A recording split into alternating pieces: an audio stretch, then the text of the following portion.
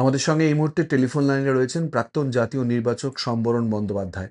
সম্বরণদা, ভারতের আজকের এই জয় আপনার চোখে?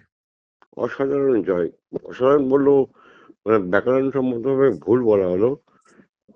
আজকে প্রথম থেকে যখন 250-এর উপর ইন্ডিয়া রান করে দিয়েছে, এবং সবচেয়ে ভালো কথা, আজকে অবশ্যই ফাইনাল ম্যাচে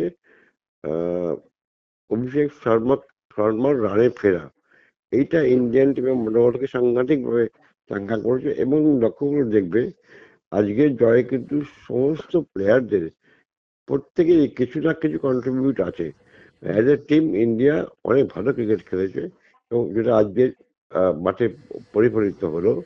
এবং নিউজিল্যান্ড প্রথম থেকেই ব্যাক করে গেছে, শুধু টস জেতা ছাড়া আর কিচ্ছু করতে পারেনি। ধন্যবাদ সম্বরণদা।